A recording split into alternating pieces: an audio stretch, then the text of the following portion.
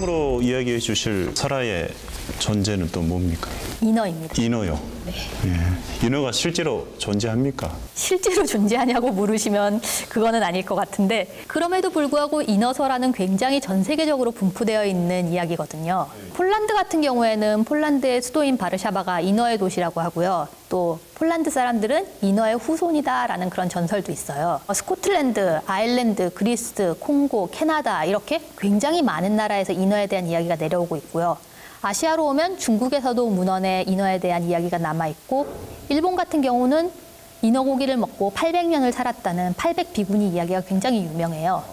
이런 식으로 동양, 서양 할 거 없이 굉장히 많은 곳에서 인어의 목격담이나 인어에 관한 설화가 내려오고 있습니다. 우리나라도 인어 설화가 있습니까? 네, 우리나라도 잘 알려져 있지는 않은데 인어 설화가 조금 있어요. 문집이나 문헌에도 목격담 같은 이야기가 남아있고 설화가 남아있는 지역도 있습니다.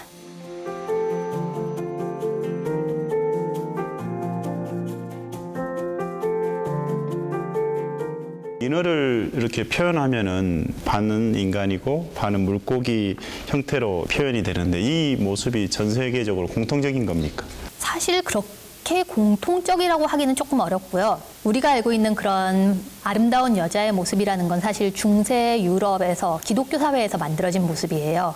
그래서 아름다운 여자의 상체를 하고 물고기 꼬리를 갖고 있고 남자를 유혹해서 물로 끌어들여서 죽이는 사악한 존재, 영혼이 없는 존재다라는 게 이제 기독교 사회에서 만들어졌던 전설인데요.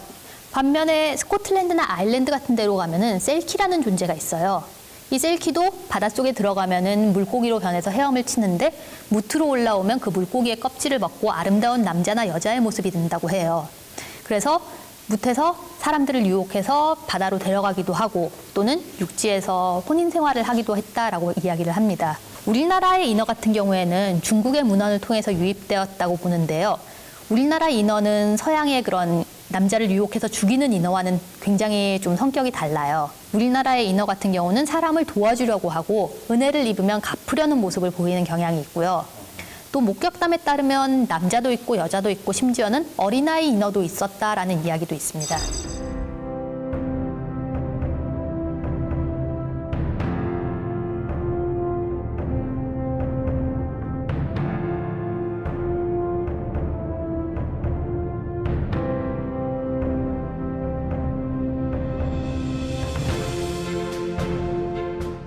우리나라 인어와 관련된 설화를 하나만 좀 들려주십시오. 장봉도에 인어 설화가 남아있는데요.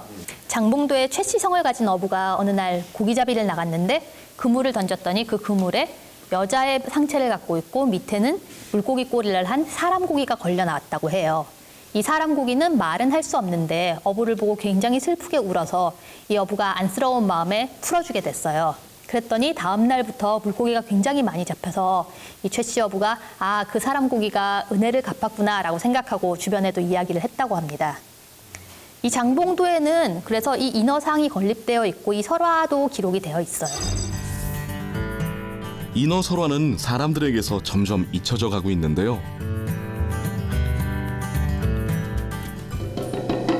인천의 한 전통 연희단에서 인어 설화를 현대적으로 재해석해 공연하고 있습니다.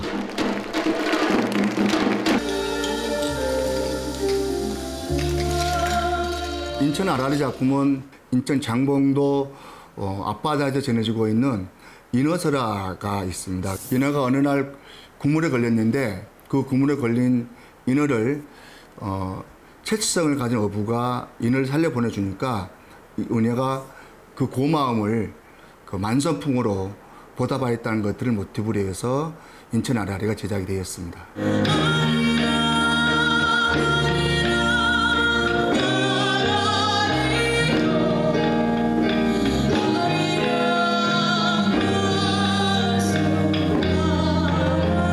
전통 연희의 원음에 재즈를 더해 보다 현대적인 감각을 살렸습니다. 인어가 가진 상징성이 착한 일을 많이 했다고 하는 부분이 있고 그걸 통해서 복을 받는다는 내용을 담아내고 있습니다. 우리 장봉도에 세워져 있는 인어 이야기도 또 우리 인천을 대표하는 관광자원으로 될 수가 있고 이것이 또 다른 관광 콘텐츠로 될 수 있다고 하는 것들도 이 작품의 특징이라고 할 수가 있겠습니다.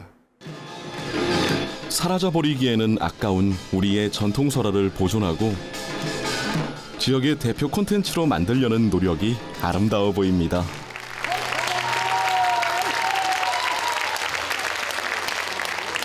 처음에 인어는 그 남녀 그리고 어린아이들까지 모습이 다양했는데 언제부터 지금과 같은 이미지로 이렇게 딱 굳어지게 되었었습니까? 우리가 지금 아는 인어의 모습이라는 건 아까도 말했던 것처럼 중세 유럽에서 만들어진 인어의 모습이고 그게 이제 안데르센 동화의 인어공주로 갔다가 현대에 와서는 디즈니의 인어공주에서 굳어진 모습이라고 보면 될 것 같아요. 그런데 유럽에서도 더 옛날로 가면 그리스 로마 시대의 물고기의 꼬리에 사람의 상체를 갖고 있었던 존재는 여자가 아니고 남자였거든요.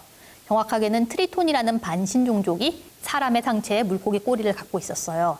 이런 것을 볼 때 우리가 생각하는 이 인어공주의 모습은 굉장히 좀 아주 작은 부분이 아닌가라고 생각이 되고요. 우리나라 같은 경우는 남아있는 설화 위주로 보자면 사람의 상반신에 물고기 꼬리를 갖고 있는 경우도 있지만 또 부산 동백섬에 내려오는 설화를 보면 거기서는 물고기 껍질을 뒤집어 쓰고 바다로 돌아갔다라는 이야기가 있어요. 이런 식으로 굉장히 다양한 모습이 있기 때문에 좀 더 우리나라 인어에 대해서는 상상력을 넓혀서 여러 가지 모습으로 상상하실 수도 있을 것 같아요. 용의 경우에는 바다에 대한 얘기도 있고 내륙에 대한 얘기도 있었지 않습니까? 인어는 어떻습니까? 네, 인어 이야기는 대부분 바닷가 쪽에 집중되어 있습니다. 아무래도 인어라는 게 사람과 거의 비슷한 정도로 형체가 크기 때문에 못에 살기는 좀 어렵다고 여겨졌던 게 아닐까 싶고요. 또 바다 쪽이 아무래도 인어와 착각할 수 있는 생물이 많기 때문에 그래서 더더욱 바다 쪽의 이야기가 집중되어 있는 게 아닌가 싶습니다. 용과 인어에 대해서 재밌게 말씀해 주셨는데요. 끝으로 또 우리 시청자 여러분께 해주실 말씀이 있습니까? 설화나 민담은 우리 조상들의 생활상이라든지 역사가 담겨있는 이야기인데 최근에는 되게 사람들의 관심에서 멀어지고 있는 것 같거든요. 각 지자체 같은 곳에서 설화를 많이 채록을 하고 또 이런 걸 웹사이트에 많이 올려놨으니까 우리 지역에 또는 내 고향에 어떤 설화가 있는지 같은 걸 찾아보시고 좀 관심을 가져주셨으면 좋겠습니다.